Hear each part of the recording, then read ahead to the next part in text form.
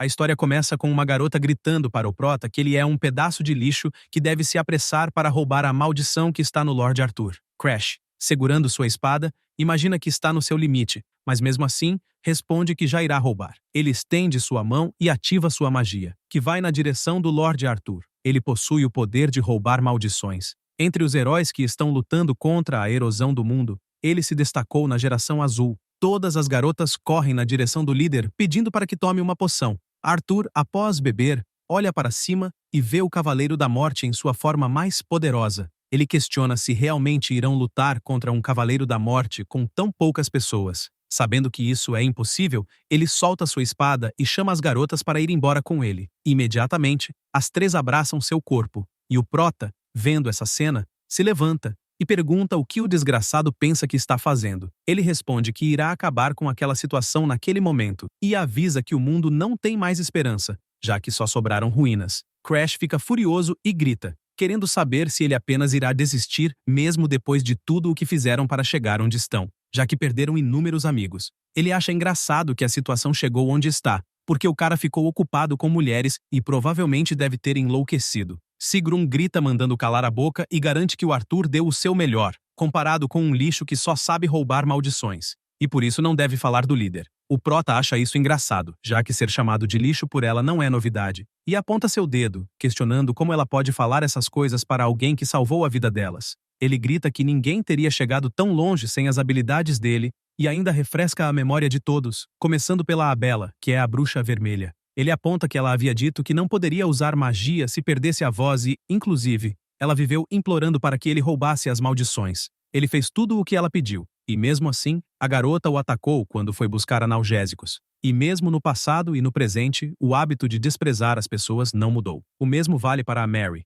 que é considerada a lança mais forte do Império. Na verdade, ela não passa de uma idiota que avança sem pensar, e pegou todas as maldições possíveis e vivia implorando para que o prota as removesse. Ele fica curioso quanto mais conta isso, já que a princesa vivia chamando ele de benfeitor, alguém que sacrificou um olho e agora está sendo chamado de lixo. Até mesmo durante a academia, ela vivia colocando ele como algo da sua facção do reino Starlone. E mesmo depois de todo o bullying, Crash não revidava de forma alguma. Ele não entende por que ela deveria ser da geração azul, sendo que ele fez todo o sacrifício pelo bem do reino. Ele finaliza dizendo que limpou toda a bagunça até o momento e questiona se tudo foi para nada. Afinal, não se importa com os outros, mas não acredita que o Arthur, que deveria ser o responsável por salvar o mundo, esteja desistindo. Ele supostamente iria liderar todos, e inclusive, ficaria na frente da geração azul, e essa foi a razão para o prota escolher ficar ao seu lado. Por isso não entende por que está desistindo. Neste instante, Arthur conta que finalmente poderá dizer a verdade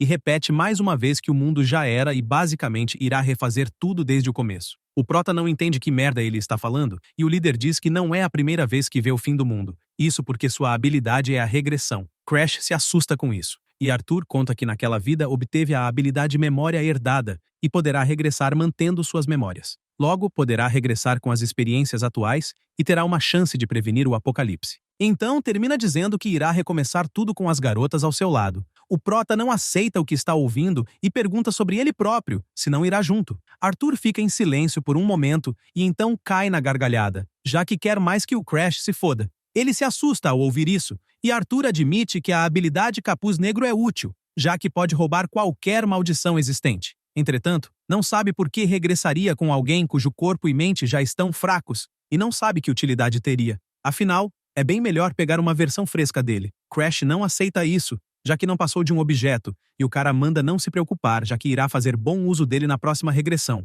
O prota tenta processar o que está acontecendo e sente que, no fundo, sempre soube. Quando a geração o ignorou, e ele apenas ficou observando, foi quando descobriu que nunca o viram como companheiro. Ele grita com todas as forças para que o leve, mas o Arthur apenas dá risada. Então o prota, sabendo que irá acabar desmaiando por causa das maldições, garante que não irá morrer dessa forma. Ele sabe que sua habilidade consegue roubar apenas maldições, mas isso porque nunca testou em outras coisas, como, por exemplo, na habilidade do Arthur, já que não a considerava uma maldição. Porém, ele acha que vale a pena tentar e, por isso, utiliza o Capuz Negro na direção do líder. Sua habilidade voa com tudo nele, e só então se dá conta de que simplesmente funcionou, já que a habilidade devorou para si a habilidade de regressão. Entretanto, o Arthur não percebeu isso. e ainda insiste em perguntar por que o Crash ainda não desistiu de tentar algo. Diz que o garoto presenciou incontáveis apocalipses e, toda vez que se tornava um inútil, ele o descartava, deixando-o para morrer novamente.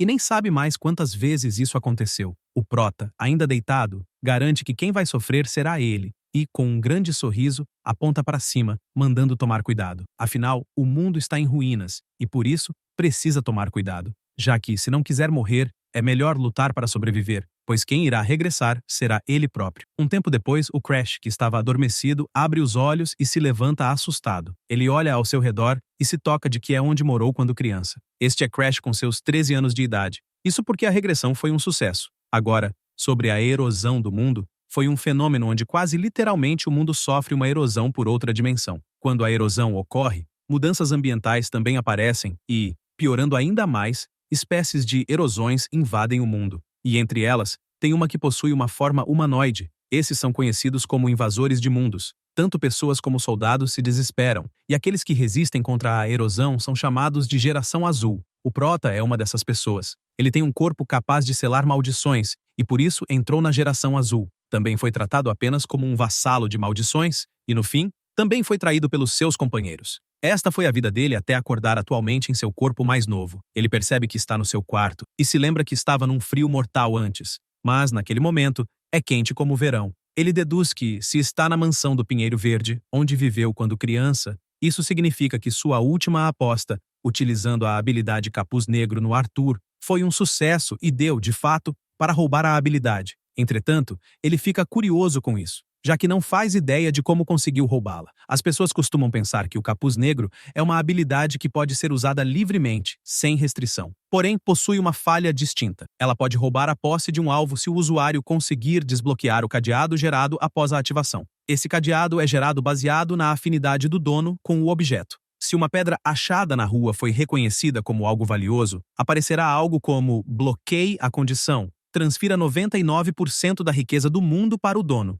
Ou seja, a dificuldade de roubar aumenta. É algo como um tipo de habilidade única, a qual é altamente valorizada, e a dificuldade de roubar é astronômica. Em resumo, ele sabe que, quanto maior o valor, mais condições terá e mais difíceis serão. Então pensa sobre o Arthur e o que passava na cabeça dele. Afinal, quando ativou sua habilidade, não viu nenhum cadeado. Ele pensa um pouco mais a respeito desse fato e conclui que talvez o Arthur quisesse abandonar a habilidade. Ele fica surpreso em pensar que o homem conhecido como Rei dos Heróis queria abandonar sua habilidade de regressão. Ele se lembra de algumas vezes em que o Arthur mostrava uma expressão de cansaço e se movia apenas terminando uma tarefa. Um mundo que estava destinado à destruição que acontecia continuamente, então provavelmente o cara deve ter enlouquecido. Em outras palavras, para o Arthur essa habilidade era uma maldição. Por isso ele tentou fazer com que as garotas mantivessem sua memória e voltassem junto com ele, ao mesmo tempo que o excluía. O Prota conclui que o fato de ter conseguido roubar essa habilidade, e o Arthur que conheceu e perdeu a habilidade,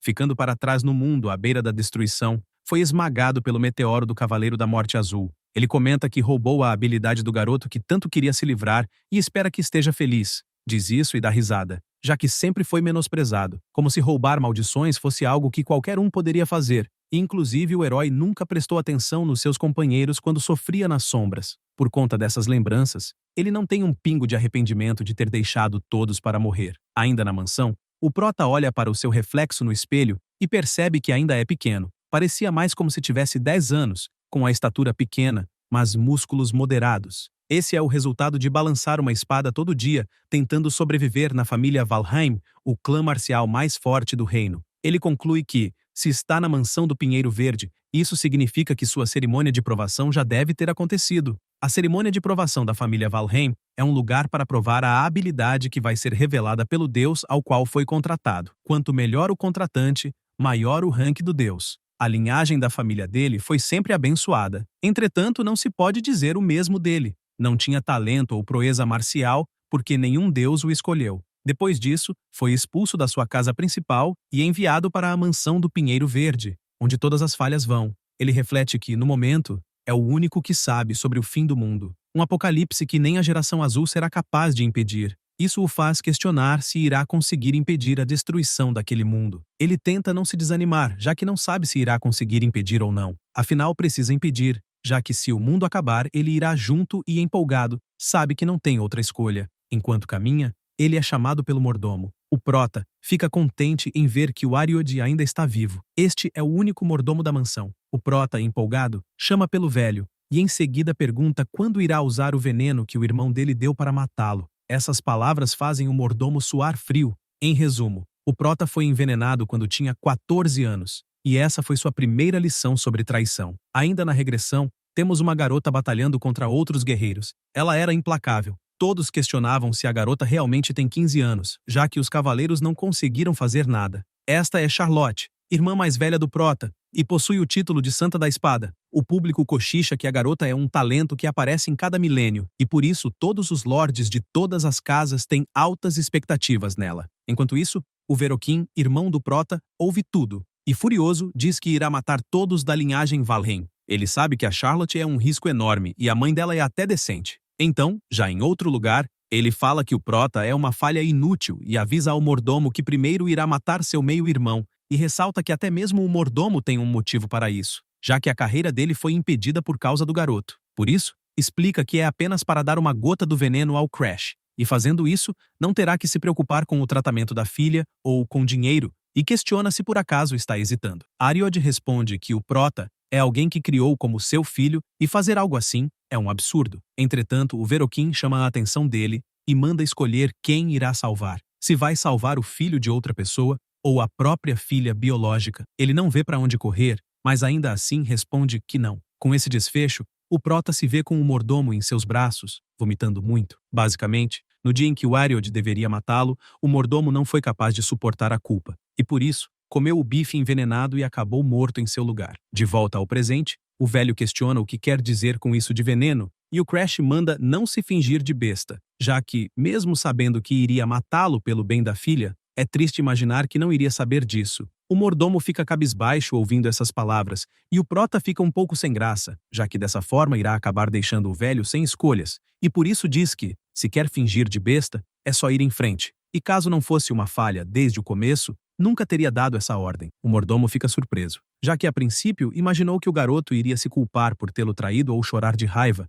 mas cogita se por acaso o jovem mestre mudou. Imagina isso enquanto o prota pede para acompanhá-lo. Eles vão para a biblioteca, e o velho cogita se o Crash irá estudar. Entretanto, ele apenas pede para cortar a parede. Ariod não entende esse pedido, mas o prota apenas diz que esse feito deve ser fácil para o mordomo da família Valheim. Ariod responde que sim, e concentrando energia em sua espada, desfere um ataque com tudo contra a parede, abrindo um enorme buraco. Ele questiona se por acaso é uma passagem secreta. O Crash apenas diz que fez um bom trabalho e começa a caminhar. Ariod começa a segui-lo, e conclui que definitivamente o garoto é uma pessoa completamente diferente do dia anterior e, inclusive, tem uma aura que lembra a do Lorde e não entende o que caralhos aconteceu. O prota reflete que aquele momento lhe traz memórias. Antes, tudo foi queimado, mas naquele momento conseguiu chegar ao local antes de isso acontecer. O mordomo pergunta se por acaso deve cortar as correntes, mas ele responde que infelizmente não irá conseguir. Então, empolgado, ele decide testar sua habilidade Capuz Negro.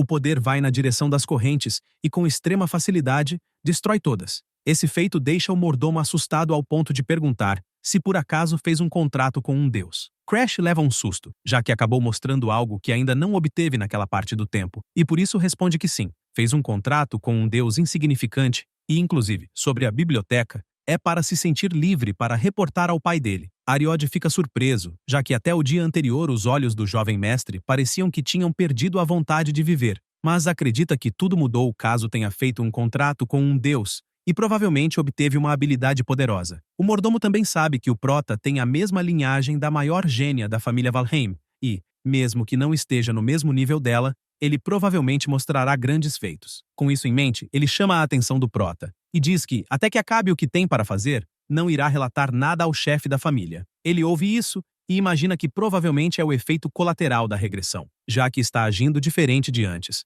Ocorreu uma mudança com o Ariod. Basicamente, o mordomo que o traiu vai viver apenas em sua memória, e cogita que o Arthur também deve ter sofrido com isso, e provavelmente é a razão para querer se livrar dessa habilidade. Crash também imagina que, se conseguir curar a doença da filha do Ariod, provavelmente este irá jurar lealdade eternamente. Ele sabe que precisa aumentar o número de peões enquanto está naquela regressão. Com isso em mente, apenas diz para o velho fazer como quiser, já que por dentro sabe que pode curar a filha dele depois. Afinal, a biblioteca secreta é sua prioridade. Ele vê um brilho na porta e leva um susto, já que completamente do nada, um ataque de fogo voou com tudo em sua direção. Ele confessa estar surpreso, já que é a pessoa que aguentou várias maldições e, mesmo assim, se arrepiou, e por isso não tem dúvidas de que um livro específico está naquele lugar, até que finalmente encontra o que estava procurando. Agora, sobre a biblioteca secreta da mansão do Pinheiro Verde, os ancestrais que eram chamados de falhas da família Valheim escreveram suas técnicas e memórias da vida. Não é uma habilidade, mas um produto da humanidade.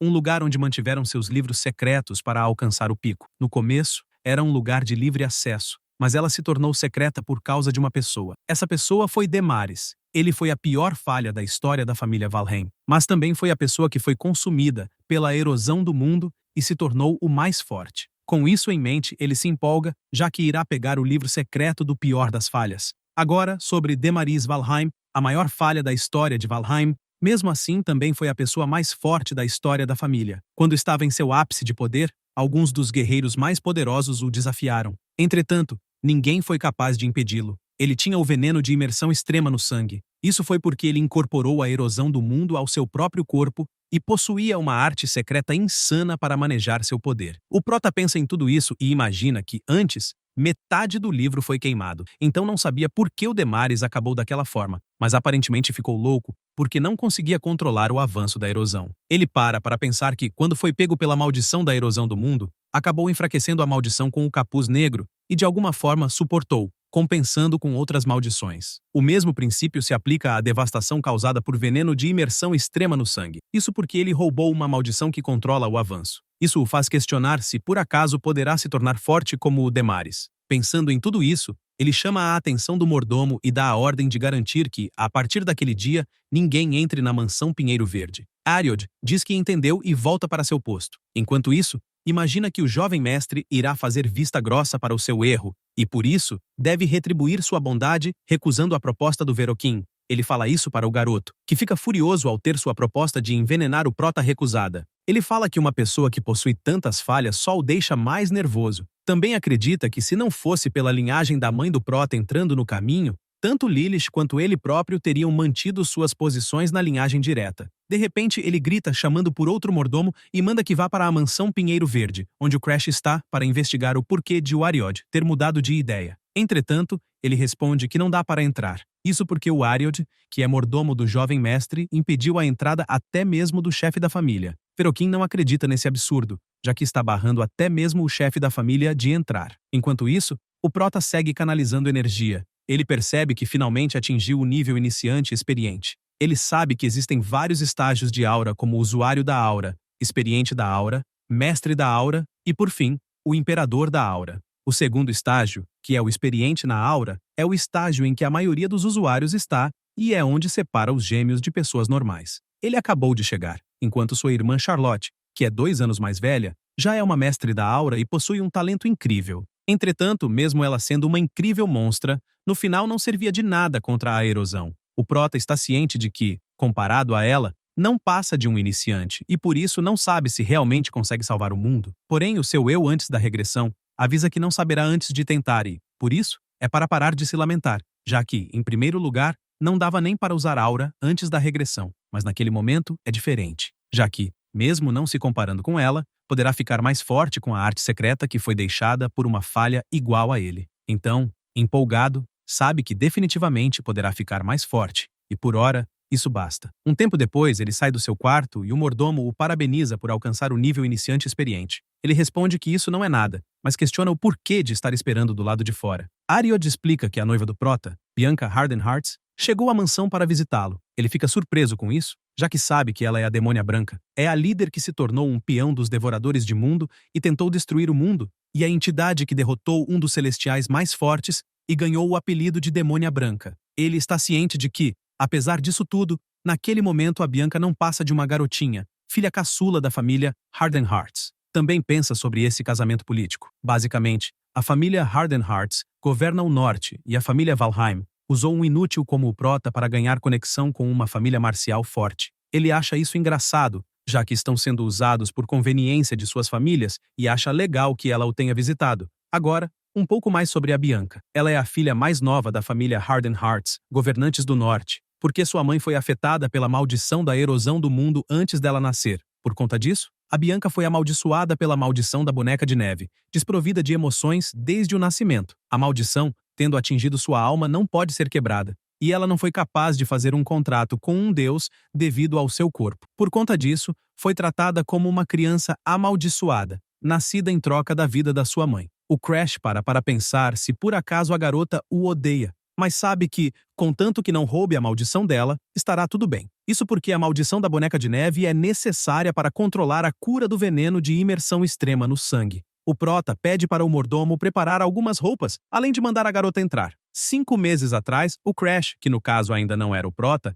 deu um tapa na mão dela, além de gritar para ir embora, já que só está interessada no poder da família Valheim, e por isso, não é para agir como se fosse uma esposa. Após ter a porta fechada em suas costas, ela reflete que não é como se quisesse estar naquele lugar. Isso porque seu pai disse que a única forma da família sobreviver depende dos Valheim. E, como é maravilhosa, então precisa conquistar o coração dos caçulas. De certa forma, o destino da família Harden Hearts depende apenas dela. A Bianca reflete que, mesmo sem emoções, consegue distinguir o certo do errado. Então, se não tivesse sido forçada a se casar pela família, um perdedor de merda e boca suja como ele não teria a menor chance. Basicamente, seria ela que o rejeitaria. De volta ao presente, o Prota, um pouco sem graça, diz que não acredita que serviram um chá tão quente para alguém com uma língua tão sensível, e por isso, irá conversar com a empregada mais tarde. A Bianca fica em silêncio ouvindo isso, e ele diz que o tempo está ótimo, e que provavelmente deveriam caminhar pelo jardim, já que no norte não deve ter muitas flores por causa da neve.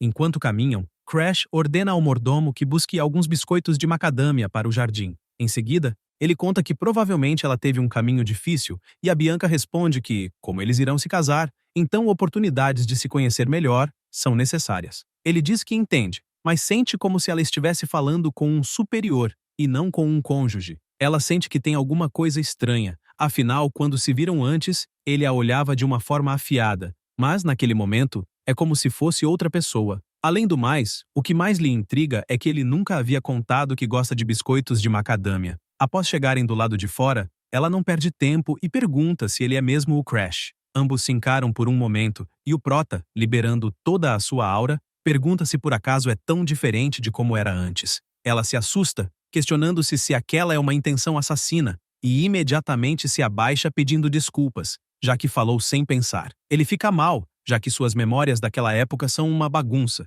e inclusive, nem sabe como a tratava. Mas de uma coisa ele tem certeza: aquela é a única expressão que a Bianca tem. Inclusive, foi a mesma expressão de quando ela encontrou o seu fim na mansão do mar congelado no norte. O Prota decide mudar de assunto por hora e diz que não é uma surpresa ela pensar dessa forma, já que ele acabou de formar um contrato com um deus. A Bianca então cogita que a personalidade dele mudou após o contrato, e por isso, o parabeniza por esse feito. Ele conta que tem uma proposta para fazer, e ela cogita que o garoto foi tão longe ao ponto de firmar um contrato com um deus, e agora quer fazer uma proposta, e por isso pergunta se por acaso é uma para acabar com o casamento. Ele logo responde que não, e inclusive, não sabe por que ela pensou nesse absurdo. Então, fazendo drama, conta que até entende como ela não quer casar com alguém como ele, e, inclusive, até quer acabar com o casamento. Ela não entende por que o Crash está sendo depressivo e tem uma autoestima tão baixa, mesmo sendo um Valheim. Ela suspira e responde que é a esposa dele e que isso não irá mudar. O Prota fica surpreso ouvindo isso,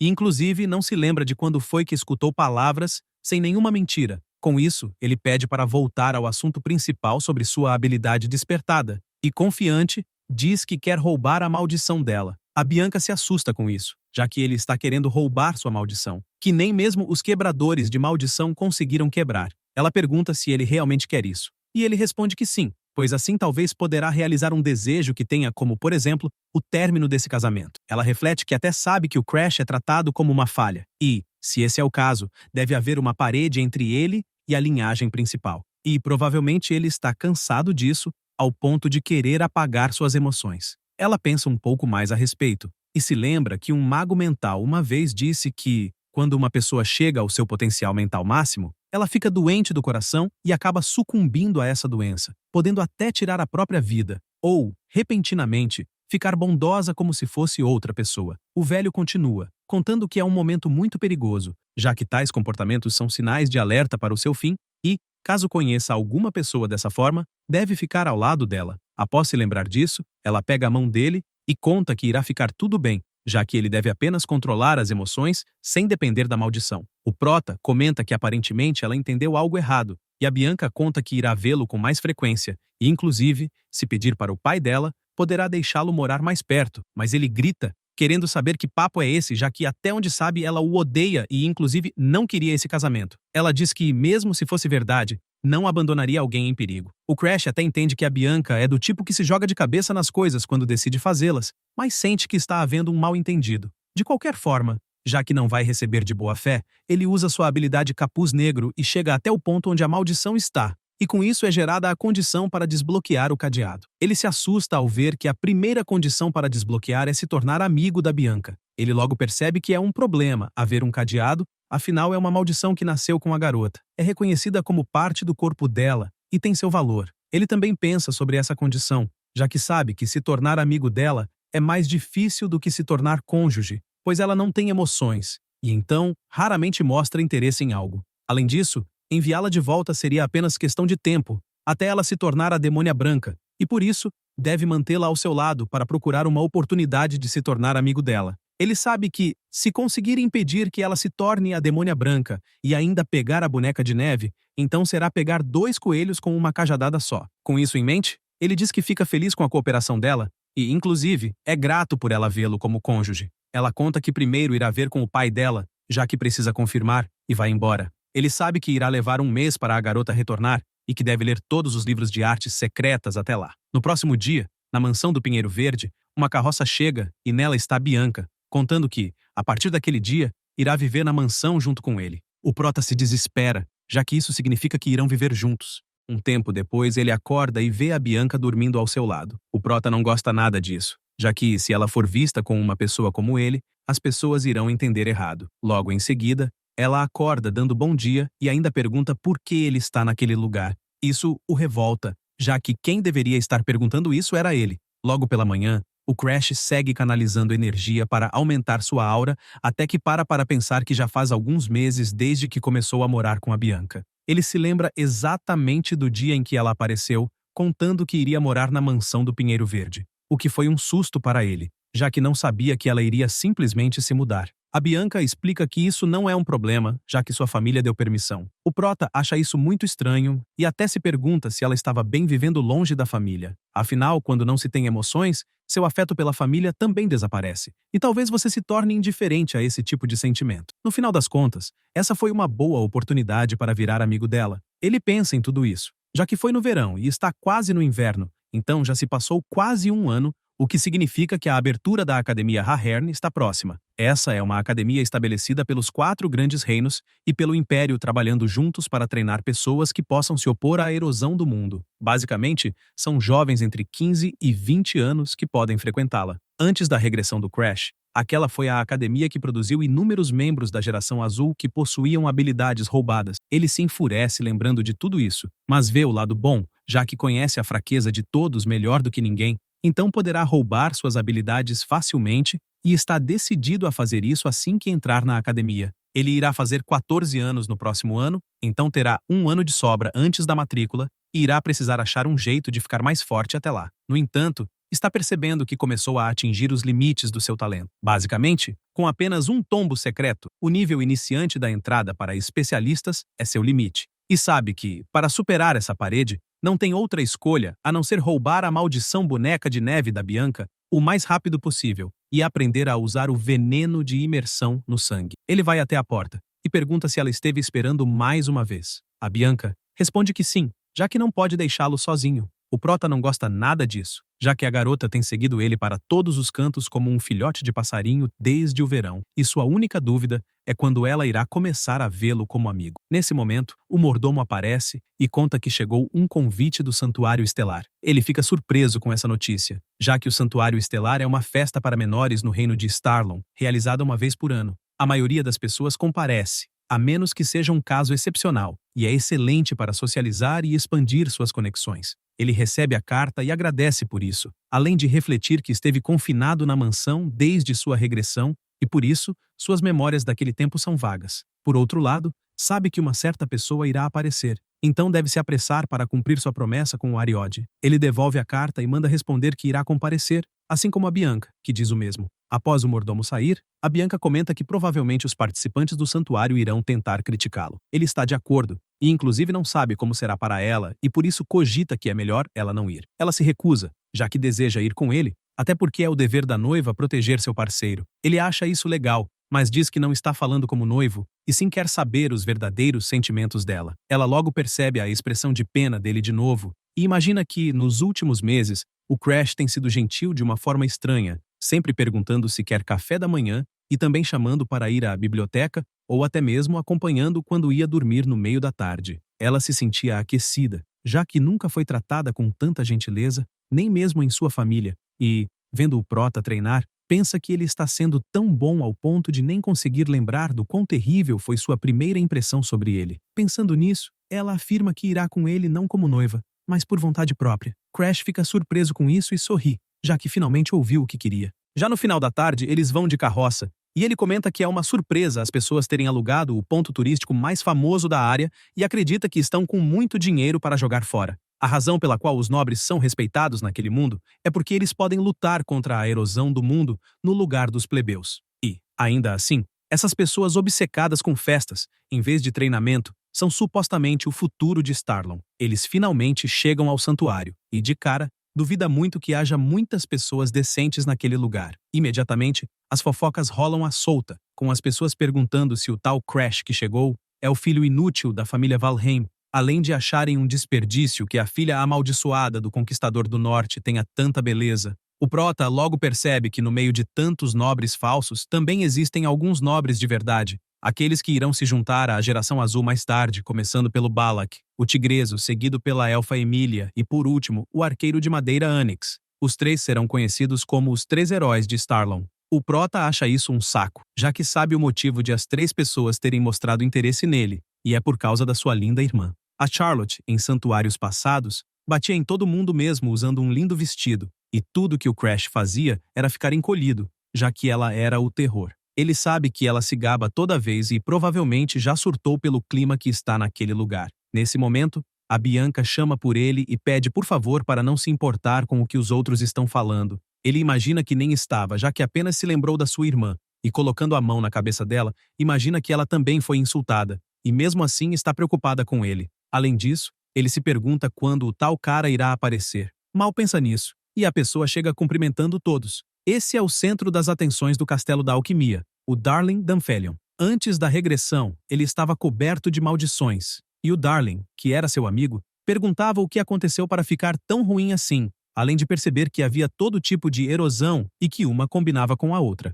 Ele ainda perguntava se estava interessado em se tornar seu sujeito de teste, já que assim iria curá-lo, e ficava mexendo o Prota de um lado para o outro, até que, completamente do nada, ele se preparou para dar um beijo, e o Prota, irritado, mandava o maníaco se afastar. Foi sua primeira vez encontrando o homem que mais tarde ficaria conhecido como o Rei da Alquimia, o melhor do mundo. De volta ao presente, todos notam a presença do Darling, e, enquanto uns elogiam o quão lindo está, outros comentam que o garoto é esquisito e que chegou tarde de propósito só para ganhar atenção. Já o Crash imagina que não é possível que o Stalker por atenção estivesse em um lugar como aquele, com pessoas da mesma idade. Em seguida, corre até a mesa, pega um bolo e entrega para a Bianca, além de pedir para esperar por ele. Ela responde que não será um problema. Logo, o Darling nota a presença dele, questionando quem é o garoto, já que sente como se já o tivesse visto antes. O Prota se apresenta como Crash Valheim, e imediatamente o garoto reconhece o sobrenome Valheim,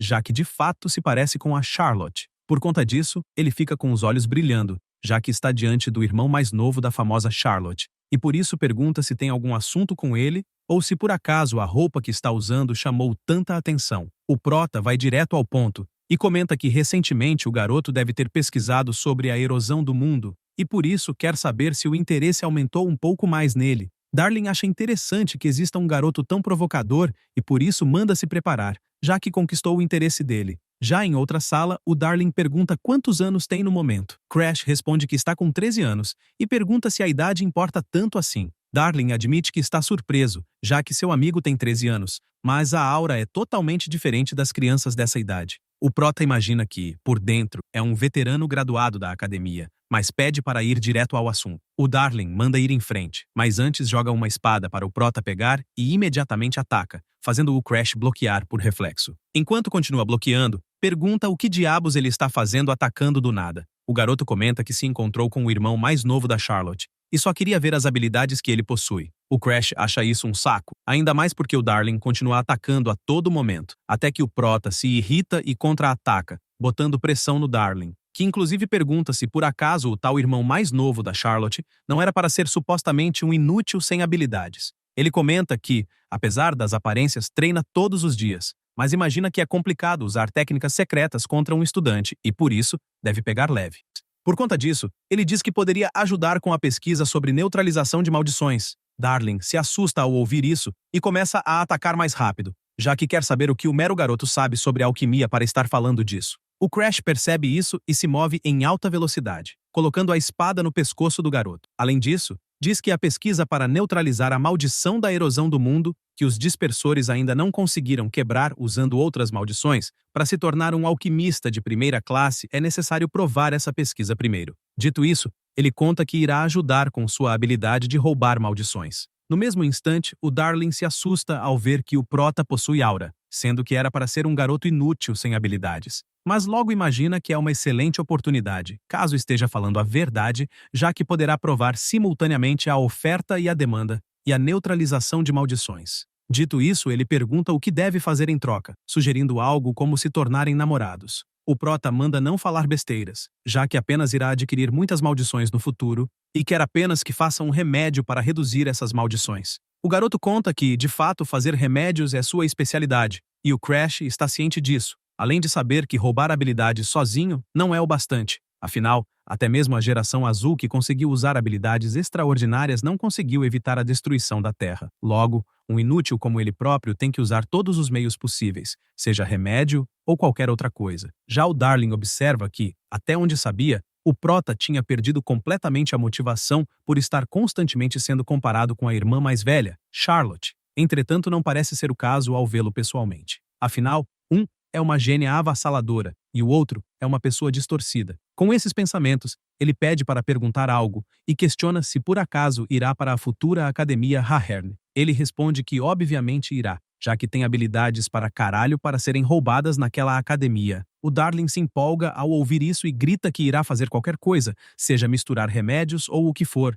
já que se envolve maldições, então topa. O prota logo percebe que o cara não mudou nada e questiona se por acaso conhece a doença da descoloração. Ele responde que sim, que é uma doença incurável em que a pele fica preta e eventualmente leva à morte. O Crash ouve isso e manda fazer um remédio para essa doença. Darling não acredita no absurdo que acabou de ouvir e pergunta se por acaso não sabe o significado da palavra incurável, já que até para ele próprio, isso é impossível. O prota sabe que, de qualquer forma, o garoto conseguiu, mesmo que tenha sido um pouco no futuro, então suspira, estica o seu braço e, confiante, pede para fazer, já que acredita que consegue. Darling acha isso interessante, já que é algo que fere seu orgulho, e topa fazer. O Crash manda enviar o remédio para a mansão Pinheiro Verde assim que ficar pronto. Em seguida, ele comenta que gostaria de perguntar algo, já que acredita que o garoto gosta da irmã dele. Darling se empolga e responde que ama a Charlotte. Isso faz o prota questionar o porquê de ficar falando sobre namorados ou que gostaria de estar do lado dele e coisas do tipo. Darling responde que,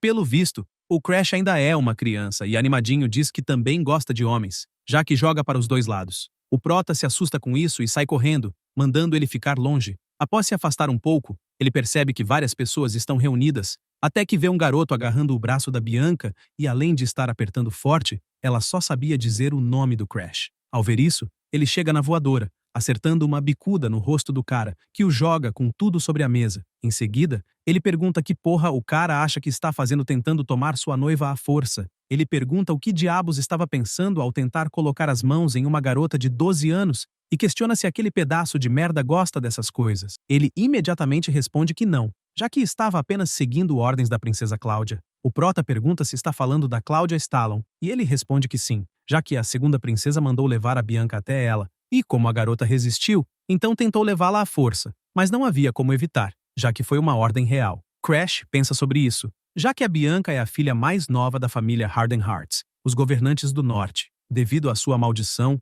a reputação dela entre os nobres é baixa, mas ele não entende por que a princesa, que sempre brinca com seus seguidores, se daria o trabalho de convocá-la. Ele imagina que tem alguma coisa errada e talvez haja alguma outra conexão. Ao pensar nisso, uma pessoa lhe vem à mente, e isso o deixa furioso, cogitando que seja o Onyx, já que o cara costumava perseguir obsessivamente sua irmã. Depois que o Onyx foi derrotado no Santuário Estelar, mesmo odiando a Charlotte, ele não conseguiu se livrar da sua admiração por ela. E isso o deixou louco. Ele sabia que nunca conseguiria derrotá-la com seu próprio poder. Então está mirando no irmão mais novo. O prota respira fundo e mira mais uma vez o garoto, questionando se realmente está levando a Bianca apenas por isso. Então diz que está tudo bem e avisa que, ao invés da segunda princesa, irá ver o Onyx. O cara não entende por que está falando do Lord Onyx. O Crash acha isso uma palhaçada, já que o moleque serve a princesa, e nem mesmo sabe quem realmente ordenou aquilo, e por isso vai embora com a Bianca. Enquanto eles caminham, o Crash tenta entender por que a Bianca se recusou a ir ver a princesa.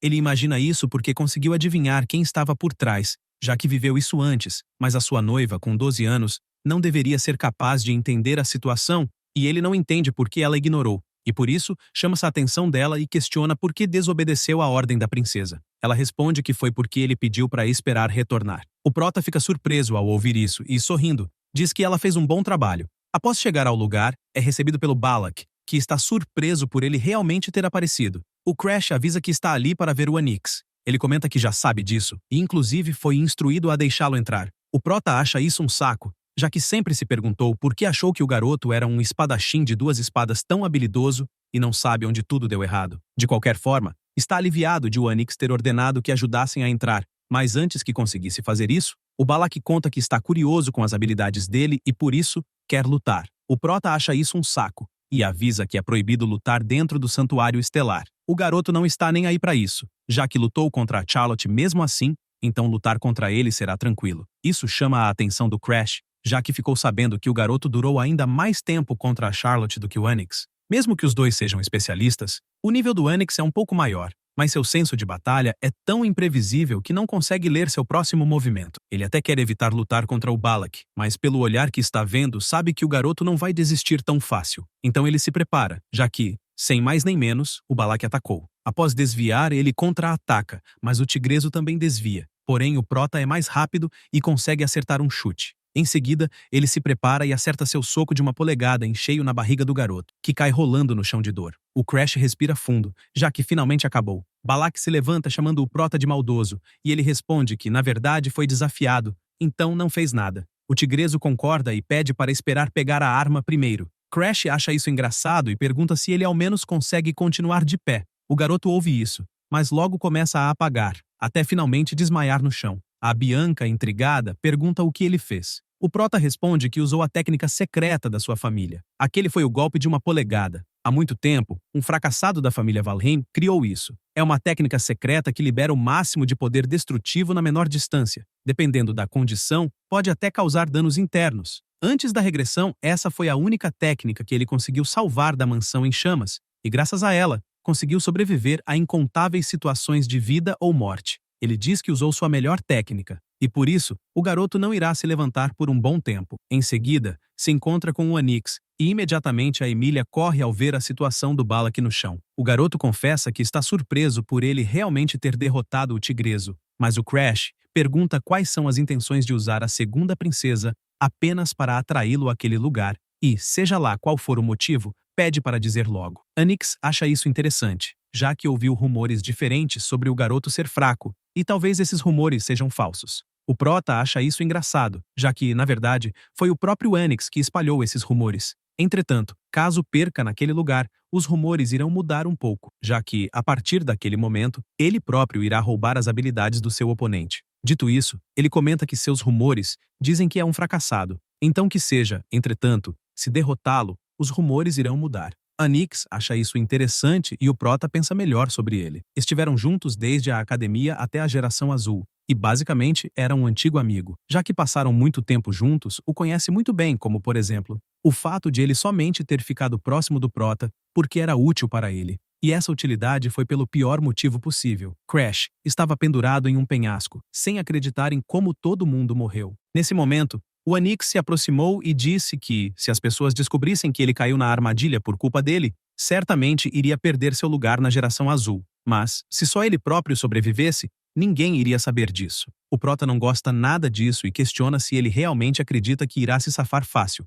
já que as lutas internas pelo poder já são bastante complicadas, e ele será definitivamente expulso por conta do incidente. Onyx dá risada disso, já que acredita que está tudo bem, pois irá jogar a culpa toda no Prota. Afinal, ele é odiado por todo mundo, e assim, a verdade sobre o incidente será varrida para debaixo do tapete. Com isso, ele agradece pelo Crash ser um amigo até o final. O Prota se irrita com aquela cara, já que na real, nunca o considerou um amigo e ele só esteve presente porque estava atrás da Charlotte. E inclusive, se distraiu a batalha toda porque ficou sabendo que ela iria se casar. Onyx conta que é exatamente por isso que o odeia. Mesmo não tendo talento nenhum, ele possui uma intuição afiada, e essa parte dele sempre o atrapalha. Então, como a Charlotte também está se casando, ele não vê motivos para essa amizade falsa continuar. Ele acredita que talvez isso seja para melhor, afinal de contas, a Charlotte não irá querer realizar um funeral bem no dia do casamento. Nesse momento, o Prota perde a força e se solta da colina. Ele não acredita que as coisas irão acabar desse jeito. Nesse instante, o Arthur aparece salvando sua vida,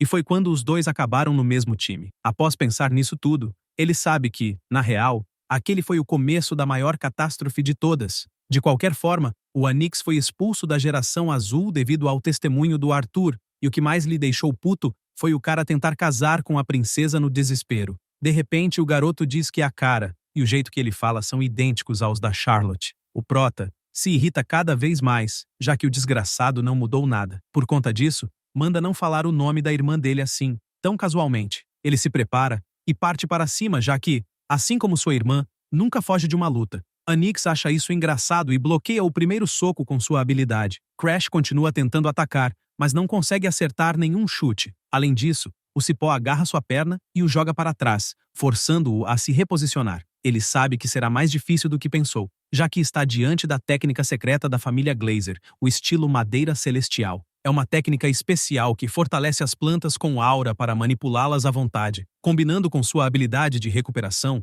ele consegue manipular várias plantas e exceder os limites da técnica. O Prota pergunta se por acaso quer que lute com uma arma, e pega um pedaço de pau. Onyx fica furioso com essa provocação e ataca com várias vinhas ao mesmo tempo, querendo saber como irá se defender com um galho. Então, em alta velocidade, ele desvia de todos os ataques. Isso deixa o garoto completamente assustado, já que faria sentido se fosse um gênio como a Charlotte, mas não entende como um inútil conseguiu esse feito sem despertar o olho da mente ou algo assim. O Prota se aproxima em alta velocidade, já que antes da sua regressão viu as habilidades daquele cara até enjoar, e por isso provoca, querendo saber se até mesmo naquele momento ele está pensando na Charlotte. Ele se irrita, já que estava quieto, e usa uma outra habilidade que joga o Crash para longe. Esse é seu estilo de madeira celestial. Quinta forma, o gigante de madeira. Ele manda tomar cuidado, mas até mesmo a Emília se desespera, já que seu amigo está indo longe demais, e se atingir o Crash diretamente, as consequências seriam irreversíveis. O Prota observa o gigante de madeira atacando e respira fundo.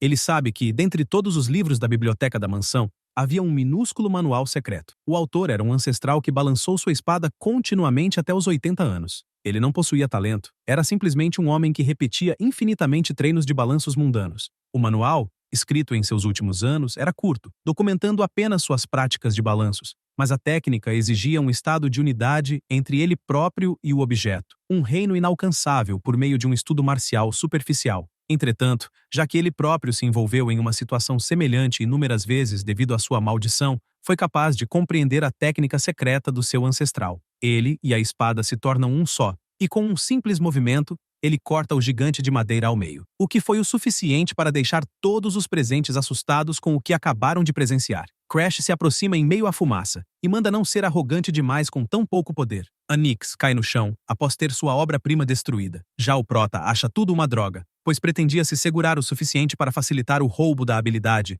mas colocou toda a sua força no ataque e não consegue mover um único músculo. Nesse momento, a Bianca caminha até ele e o abraça por trás, dizendo que irá ajudar. Darling também se aproxima, mas antes disso a Bianca o abraça com toda a sua força, quase esmagando o Prota com isso. O alquimista conta que, naquele ritmo, o Crash irá morrer, e por isso, pega o garoto e sai caminhando pelo salão, enquanto todos os presentes fofocam, sem acreditar que um inútil realmente derrotou o Onyx. Darling está surpresa, já que os rumores se espalharam mais rápido do que imaginou. E, apesar de não ter planejado nada em grande escala, pelo menos acredita que o Crash será uma celebridade assim que acordar. Além disso, outra coisa está lhe preocupando, já que a expressão que o Onyx tinha a deixou preocupada, como se fosse de alguém que irá fazer algo grave depois de tudo o que aconteceu. Por isso, ela pede para que não morra antes de ajudar com a pesquisa. Após isso, uma semana se passou e o Prota segue treinando a todo vapor. Ele fica aliviado, já que se recuperou completamente do dano da espada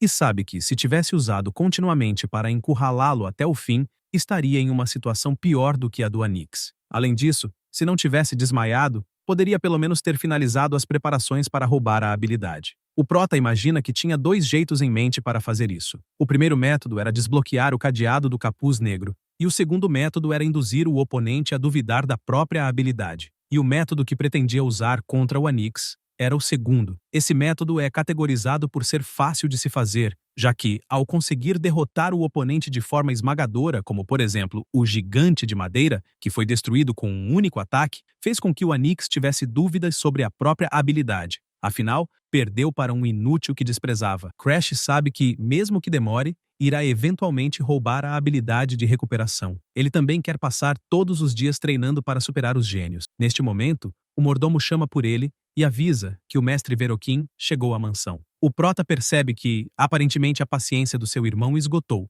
e o mordomo explica que já recusou as mensagens do garoto 22 vezes. Crash diz que não pode mais ignorar e pede para deixá-lo entrar. A Bianca chega e pede para beber um pouco de água. Além disso, comenta que ele está cheirando a suor. O Prota explica que é porque os resíduos são expelidos quando se usa a aura, e talvez seja porque está acostumado com o cheiro da erosão, por isso nem sente nada. Ela pergunta se por acaso não deveria ir tomar um banho antes de se encontrar com o irmão. Ele não liga nada para isso, já que eventualmente irá acabar mudando de novo de qualquer jeito. Ela então pede, por favor, para que ele não se aproxime, e ele fica surpreso pela garota estar dando ordens ao seu noivo e acredita que ela realmente cresceu. A garota sai correndo, e ele fica empolgado, já que é como sua irmãzinha, então não consegue evitar provocá-la. Também sente que seus conhecidos de antes da sua regressão estariam olhando friamente naquele momento, como o Arthur, questionando se por acaso está ficando molenga, já que dessa forma não poderá parar a destruição do mundo. O Prota reflete sobre esse cara e, apesar de odiar admitir,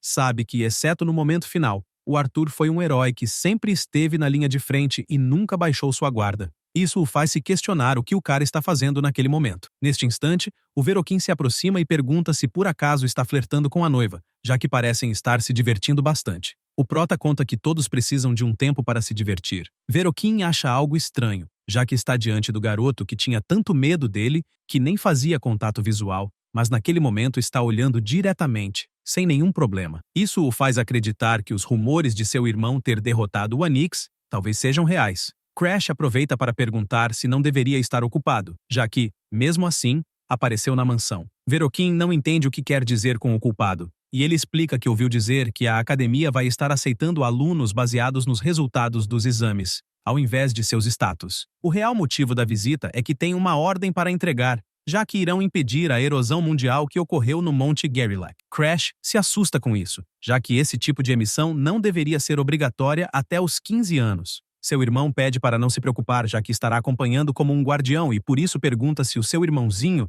que supostamente derrotou o Onyx, não está se borrando de medo. O Prota se irrita com isso, e já que está claro que seu irmão está querendo testar sua força para mantê-lo sob controle, mesmo assim, ele diz que topa. Afinal, está mais acostumado a lutar contra a erosão do que a uma vida cotidiana pacífica e, mesmo sabendo que é uma armadilha, ainda tem um plano. A Bianca pergunta onde estará indo, e ele responde que ficará fora por um tempo para lidar com uma missão de erosão, e por isso não é para segui-lo. Ela responde que não irá, e ainda comenta que, logicamente falando, mandar uma criança de 13 anos para lidar com esse tipo de missão é um absurdo. O Prota fica surpreso com essa indireta que deu no irmão dele, e o Veroquim pergunta o que uma princesa amaldiçoada pensa que está falando. Neste momento, o Prota interrompe, deixando claro que a Bianca é noiva dele, e, por isso, acredita que seu querido irmão mais velho não levaria as palavras de uma criança a sério. Ambos se encaram, e o Veroquim apenas vai embora. Mais uma vez, o Prota diz que ela fez um bom trabalho, mas ela conta que não fez nada.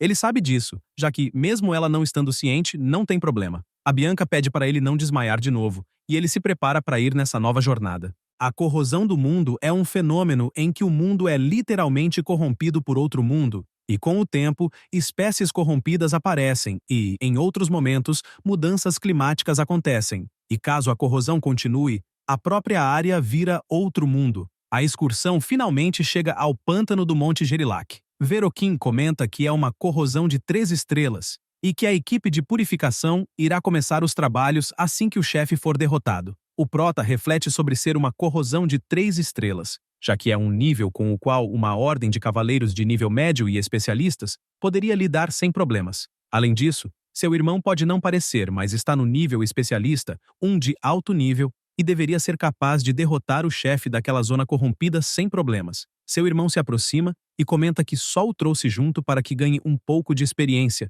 mesmo sendo um especialista de nível baixo. Crash, todo feliz, responde que entendeu, mas sabe que a realidade é outra e, inclusive, só existe um motivo para ter aceitado aparecer naquele lugar, já que quer testar temporariamente uma solução para o seu surto. A equipe começa a matar os monstros, mas eles acham uma droga, já que a quantidade é enorme, e naquele ritmo, não haverá fim. Nesse instante, o prota avisa que aquela espécie corrompida não tem cabeça, mas tem dentes, e que se for mordido, ele inchará, então deve se certificar de envolver todo o corpo com uma aura. O soldado fica emocionado com essas palavras, e pergunta se por acaso ele já lutou em algum mundo corrompido. Ele responde que é ainda muito novo, e que, inclusive, seria estranho que tivesse chegado perto de um. Seu irmão não entende muito bem, já que tem certeza de que o prota é um inútil, mas, para uma primeira vez, está extremamente calmo. Ele lembra de si próprio, já que quando foi para uma zona corrompida pela primeira vez, tinha 15 anos e seu orgulho foi completamente despedaçado, e por isso não entende como alguém ainda mais novo está se dando ao luxo de dar conselhos aos cavaleiros, já que isso é completamente diferente da sua própria primeira vez. Crash percebe que está sendo olhado e faz uma cara de deboche, irritando ainda mais Verokin. Por conta disso, ele prepara sua espada e sai matando todos os monstros que encontra, já que não pode pensar na hipótese de Crash crescer como a Charlotte, pois, se superar ele próprio, irá se tornar o inútil dos Valheim. O prota se aproxima e comenta que em breve irão chegar à localização do chefe. Verokin responde que seu irmão está com sorte, já que está mais fácil do que parece para uma primeira vez, pois não há outras espécies corrompidas além do chefe. Crash responde que isso é mais um motivo para ficar de guarda, já que aparentemente há um chefe de 3 estrelas capaz de matar toda a corrosão sozinho. Todos os cavaleiros ficam em choque, mas Verokin grita para não se borrarem de medo, apenas por ouvirem as palavras de uma criança, já que o chefe não passa de um 3 estrelas, e por isso irão acabar com tudo rápido. O prota sai de perto, já que, no final das contas, sabe que os cavaleiros irão perceber por si só, e seu foco atual é outro. Nesse instante, ele arregala os olhos, pois está conseguindo ver a energia do mundo corrompido, e inclusive, está mais clara do que antes da sua regressão, graças ao veneno de imersão extrema no sangue. Ele pega um pouco na sua concha e engole, ficando nervoso, já que, a partir daquele momento, é pra valer. Seu corpo começa a colapsar e ele vomita sem parar. Os cavaleiros correm até ele, perguntando se está bem e pedindo para não se esforçar demais na primeira vez. Ele pede para não se preocuparem, já que está bem, mas no fundo, não acredita que realmente vomitaria, já que a energia corrompida é como um veneno potente. Então, no final das contas, era o esperado. Mesmo assim, não tem outra escolha. Afinal, foi por aquilo que masterizou o veneno de imersão no sangue. Primeiro, como o manual secreto diz, irá tentar misturar sua aura com a energia. A aura circula sem parar como um grande rio, absorve a energia corrompida e eventualmente se fundirá com o grande rio, criando uma nova cor que não pode ser pintada por cima. Então, esse é o efeito posterior do surto. Seus olhos se abrem e ele começa a ficar ofegante. Imediatamente percebe que não teria conseguido aguentar em condições normais. Depois de um tempo, decide que é hora de usar a técnica secreta. Afinal, após Demalis Valheim, o Seishoukan foi fechado, e acreditou-se que tivesse sido apagado da história. Mas, um dia, um ancestral cego descobriu um arquivo secreto. Entretanto, dada a sua cegueira, ele não pôde ler o arquivo e não teve escolha a não ser fechar a porta do arquivo secreto. Mas, para que alguém como ele não aparecesse novamente, decidiu deixar um único manual secreto no arquivo. Um poder começa a emergir de seu corpo e fica cada vez mais intenso. Aquele é o sexto sentido, uma percepção suprassensorial capaz de detectar todas as sensações através da aura. Naquele momento, ele só consegue estender as pontas dos seus dedos, mas é o suficiente para saber onde está. O resultado o deixa extremamente animado, pois o lugar em que está no momento não é um mundo coberto pelo surto. O surto começa a diminuir,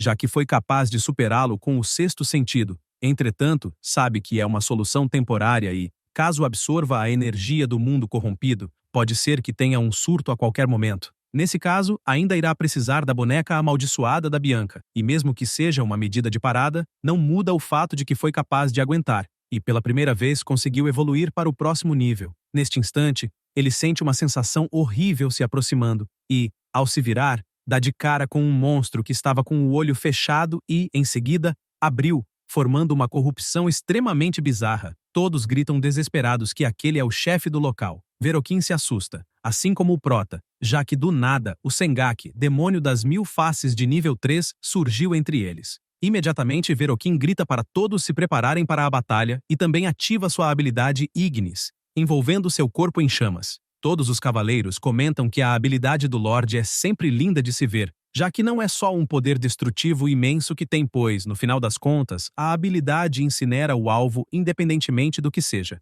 Já o Prota, também surpreso, pensa sobre essa técnica. Aquela foi a habilidade que queimou o seu braço antes, já que seu irmão vivia atormentando-o para mostrar a diferença dos poderes deles. O Prota fica observando-o de longe e imagina que, antes da regressão, o cara era um completo maluco, mas não sabe como é atualmente. Entretanto, não liga para isso, já que, no fundo, deseja que nada tenha mudado. O chefe começa a derrotar um por um, e um cavalheiro grita que aparentemente é uma maldição que apaga o rosto, já que até mesmo os seniores estão tendo dificuldades contra o monstro de 8 braços. Por isso acredita que não há possibilidades de os aprendizes evitarem aquela maldição. Ele não para de tremer, já que chegaram a um ponto em que a única escolha é correr, mas Verokin aparece com toda a velocidade e ataca o chefe, que começa a arder em chamas, além de o fogo se espalhar por todo o corpo. Com essa brecha, ele grita para não desistirem, já que irá criar uma abertura. Isso faz com que os cavaleiros se encham de esperança novamente, já que, como esperavam,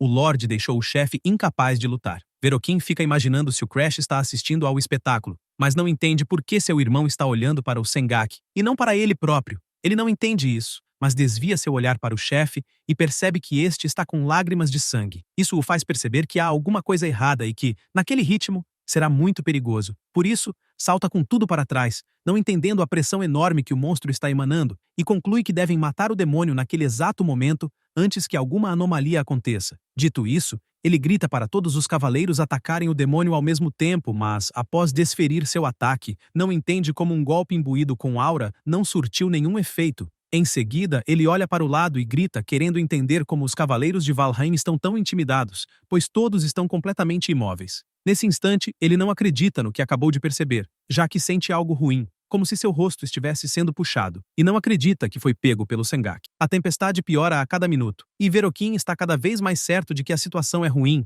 e de que definitivamente irá morrer. Todos começam a gritar, querendo saber onde o demônio das 1000 faces está, e mesmo fugindo para uma direção, percebem que não conseguem enxergar até o exterior, o que implica que a corrosão mundial pode ser um espaço fechado. Isso faz Verokin se desesperar ainda mais, já que não poderão sair a menos que derrotem o demônio. O Prota se aproxima ao ver o desespero do irmão e comenta que, na verdade, possui uma técnica secreta que talvez possa ajudar, já que é algo que sua irmã Charlotte lhe passou. Ele explica que o motivo pelo qual conseguiu lutar contra o Anix no Santuário Estelar é devido a essa técnica. Até mesmo uma pessoa como Charlotte tinha sentimentos especiais pelos irmãos nascidos da mesma mãe. Então a garota possui emoções. Verokin pergunta se ele realmente possui uma técnica secreta capaz de derrotar algo como o Sengaki. Ele responde que sim, e imagina que, em vez de evitar seu irmão apenas para morrer perdido naquela área corrompida, estende o braço e conta que sabe que seu irmão não confia nele, mas pede para que confie na habilidade da Charlotte. Verokin se levanta e diz que sim,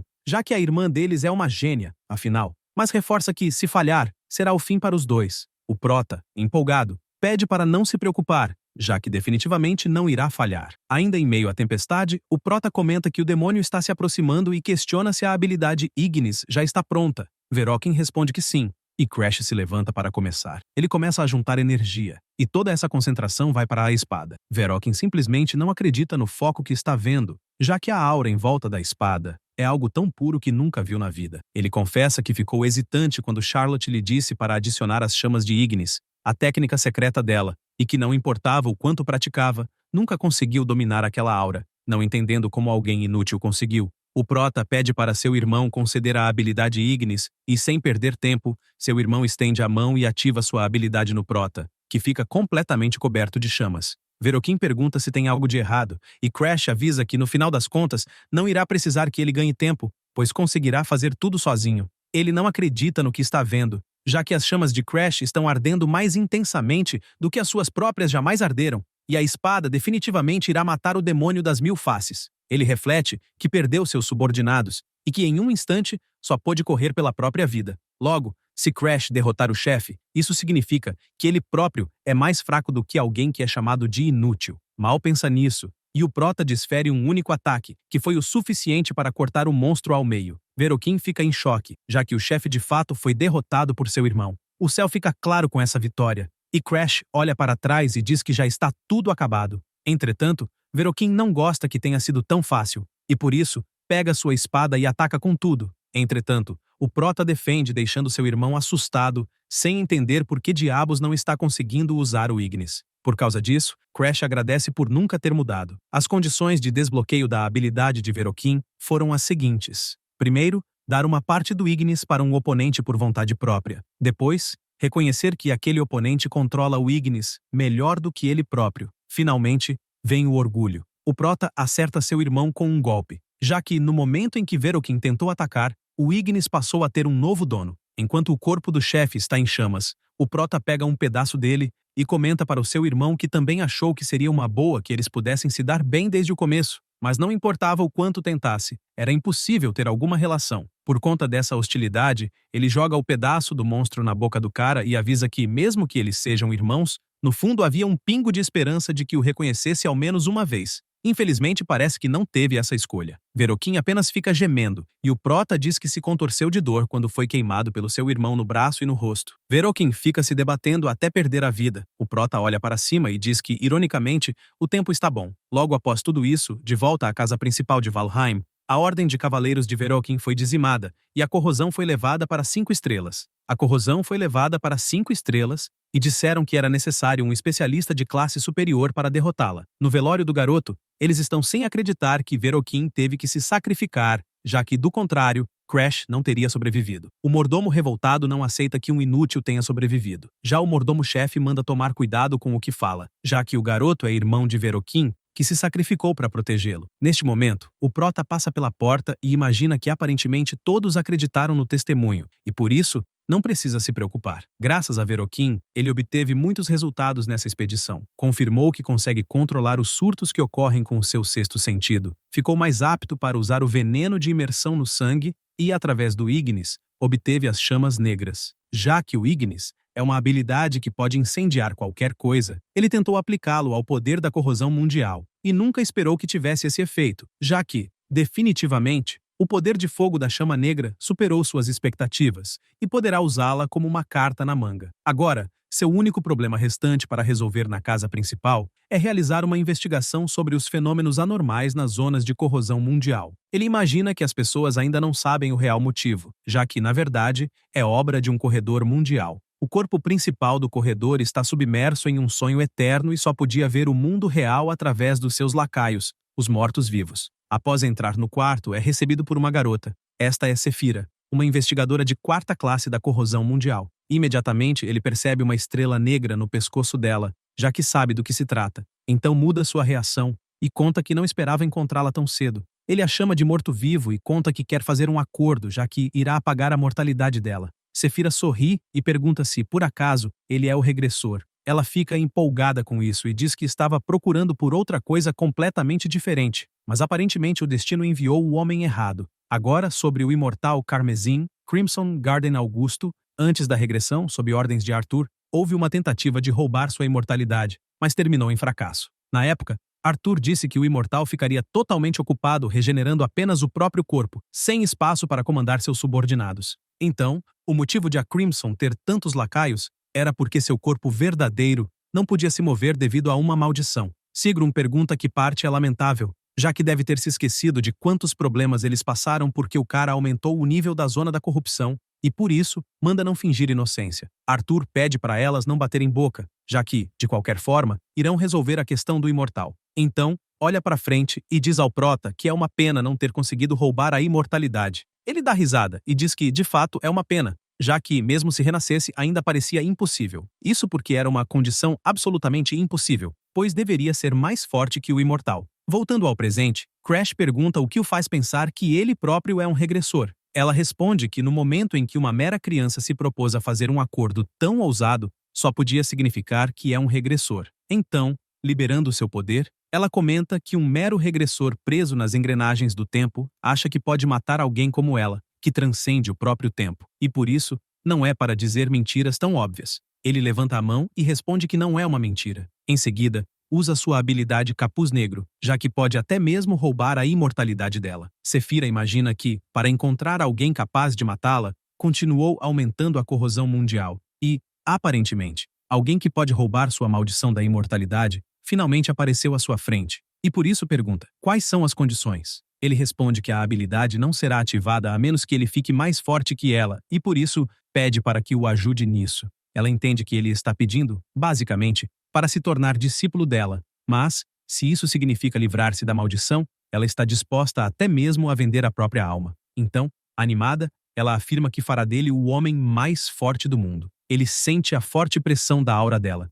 mesmo não estando no corpo verdadeiro. Afinal, Crimson é forte o suficiente para rivalizar com Arthur, com subordinados ainda mais fortes sob seu comando. Ele começa a tremer, mas sabe que precisa tomar o poder de um corrupto para impedir a corrosão mundial e a aniquilação que vem pela frente. Uma habilidade é uma capacidade única que apenas uma pessoa no mundo pode possuir. Por esse princípio, a habilidade de regressão retornou Arthur para aquela vida, impossibilitando que o Prota regrida novamente por sua própria vontade. Então, se seu mundo for destruído novamente, até mesmo sua existência desaparecerá, e por isso ele diz que será um prazer trabalhar com a Cream. Ela fica surpresa ao ouvir esse nome em específico e logo se dá conta de que é Crash. Por isso, dá um tapa na cabeça dele e manda chamá-la de mestra. Ela pergunta se ele não mora naquela casa, e ele responde que ficou ali por alguns anos e, inclusive, nem mesmo se lembra dos rostos de seus pais. Nesse momento, a Valkyrie, da ordem direta da senhora da mansão, diz que a mãe dele está chamando. Ele se assusta,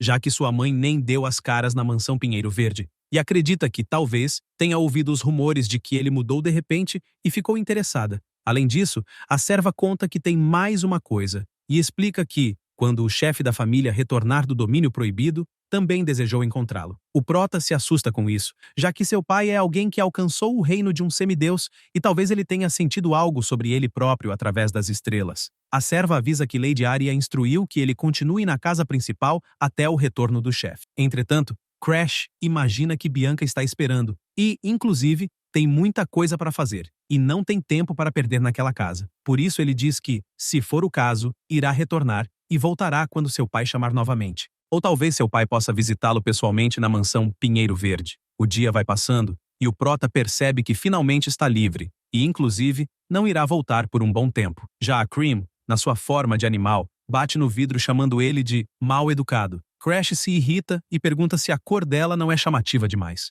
Ela manda não se preocupar, já que pode mudar de cor quando quiser, e pergunta se preto combina mais, já que se parece mais com um corvo. Ele se irrita, já que ela é barulhenta demais, mas pergunta sobre o corpo verdadeiro dela. Ela responde que ele sabe muito bem que o corpo verdadeiro não pode se mover. Só então Crash reflete que o regressor verdadeiro é o Arthur, e ele próprio não passa de um regressor incompleto usando a habilidade dele. Mas não acredita que seja necessário explicar para a Cream. Após um tempo de viagem, eles chegam na mansão, e o Prota logo avisa que há um pintinho branco na mansão e que ela deve ser gentil. O tal pintinho branco é a Bianca, dando as boas-vindas para ele. O mordomo também aparece chamando por ele, e o Prota pergunta se está tudo certo. O velho entrega uma carta e diz que é do Darling. O garoto disse que o remédio para a doença da descoloração que pediu está pronto e que fez rapidinho pensando nele, e inclusive irá vê-lo em breve. Crash avisa ao Ariod que, se alguém chamado Darling aparecer na mansão, é para tratar com muito cuidado, já que será o benfeitor dele.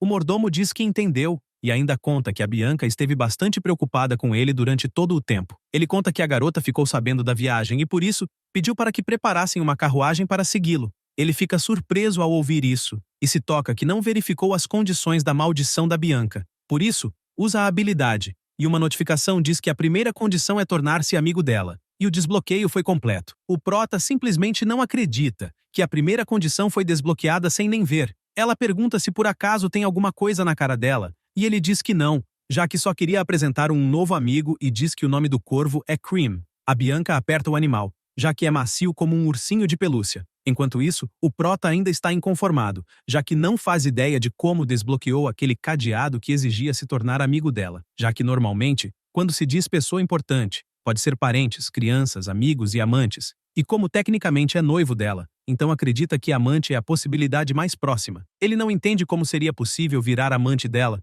que não tem emoções, já que as condições não eram assim antes de regredir, e inclusive, ele é um adulto por dentro. A Cream conta que aparentemente a Bianca gostou dela, já que não a soltava de jeito nenhum. De qualquer forma, ela conta que quer testar a força do Crash, já que a brincadeira acabou e devem ir para a área de treinamento. Após fazer isso, ele está acabado no chão depois de apanhar tanto. A Cream conta que não imaginava que um regressor teria um talento tão medíocre. Ele responde que já havia dito que é um fracasso total. Ela diz que, pelo menos, rastejou até o passado usando as experiências e técnicas secretas, mas aquele esforço será superado por um verdadeiro gênio em menos de 5 anos. A Cream junta energia e avisa que o que disse é só se estiverem falando de talento puro, e talento não significa nada diante dela, já que, se ele não tem habilidades, é só roubar o talento dos outros. Afinal, ele é alguém que nunca teria escapado do fundo do poço e agora irá conquistar tudo a partir de um lugar acima das nuvens, até que finalmente rompe a própria imortalidade dela. O prota percebe que o verdadeiro corpo da Cream é de um homem e garante que irá se tornar uma pessoa bem mais poderosa. Alguns dias depois, Darling finalmente chega na mansão. Ele pergunta se fez esperar por muito tempo, mas Crash apenas manda parar de falação, já que está treinando. Em seguida, pergunta se trouxe o remédio solicitado e ele mostra que sim, já que o remédio está completo. Depois, pergunta se não o acha um gênio. O prota manda não falar o óbvio, já que seu amigo sempre foi um gênio. Darling fica surpreso com essas palavras e pede por um abraço, já que achou fofo demais. Além disso, ele diz que tem algo para comentar, pois ficou sabendo que a Nyx parou de treinar após perder para Charlotte, mas aparentemente voltou a treinar por causa dos acontecimentos no Santuário Estelar. O prota não acredita nisso, já que um canalha ficou inspirado após perder para ele e diz que não está nem aí para isso. Nesse momento, Cream se aproxima e diz que Starlon tinha outros planos além de Valheim, além de que deve ficar tudo bem, já que planejou um elixir para fortalecer o corpo de merda que o prota tem. Além disso, manda pedir para Darling preparar algumas dessas poções, já que um remédio especial que aumenta os atributos físicos e a aura ao ser consumido é excelente. Sobre os elixires, eles são extremamente caros, e algumas técnicas secretas de fabricação são transmitidas através das linhagens familiares, assim como os próprios elixires. Ele acha um saco o quão íntimo Darling quer ficar, mas sabe que, antes da regressão, esses elixires seriam impossíveis de conseguir, já que são apenas para pessoas selecionadas. Cream manda não se preocupar, pois sabe a fórmula e basta mandar o alquimista fazer. Com essa instrução, ele manda fazer o elixir, e Darling pergunta o porquê daquilo do nada, e se por acaso a notícia sobre a Nyx o deixou animado. Além disso, pergunta se por acaso há dinheiro para os materiais, já que, até onde imagina, a família Valheim não irá pagar por isso. Ele manda não se preocupar, pois dará um jeito. Por dentro, sabe que poderá lidar com isso se usar o conhecimento que adquiriu antes da regressão. Dito isso, o corvo passa as instruções para o preparo do elixir, e o prota repassa tudo para Darling poder fazer. O alquimista fica surpreso, anotando tudo,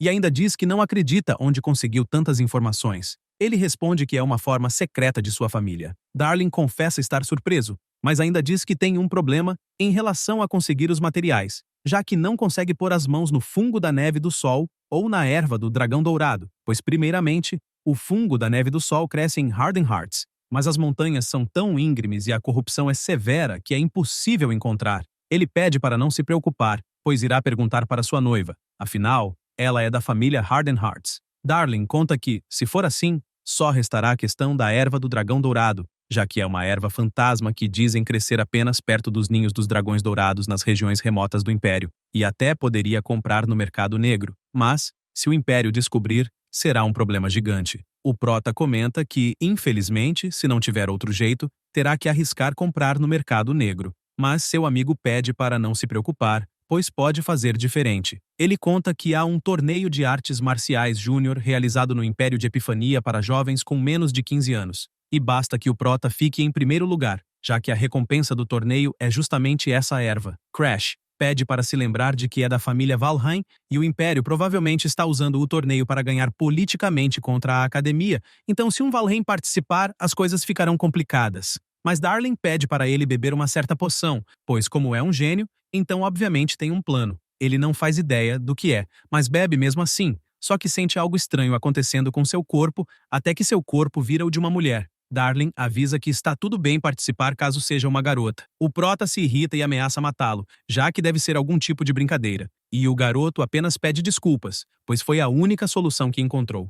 Alguns dias depois, os dois seguem treinando, e o corvo prepara seu ataque e joga diversos cortes negros. Mas o prota, que estava se concentrando, consegue bloquear um a um, e faz isso constantemente até que é acertado por um último, e o seu mestre manda parar por ali. Ela explica que a técnica da lâmina pura que ensinou daquela vez é um estilo que lê os ataques dos inimigos sem recuar. É uma técnica de alto nível para compreender instantaneamente os movimentos do seu oponente. Então, combinada com a intuição natural do sexto sentido que ele possui, ele irá alcançar um reino de clarividência. Além disso, fala sobre os elixires, já que pode usá-los para fortalecer o corpo, e os movimentos finalmente acompanharão os pensamentos, ficando ainda mais forte. Após toda essa explicação, o prota vai para o lado de fora e, com um remédio na mão, pergunta se por acaso não esqueceu. Isso porque, alguns dias atrás, ele perguntou ao Darling se o remédio realmente não o fará ser visto. O garoto explicou que é exatamente isso, já que nem mesmo magia consegue detectar. Então, se usar para se disfarçar como um plebeu,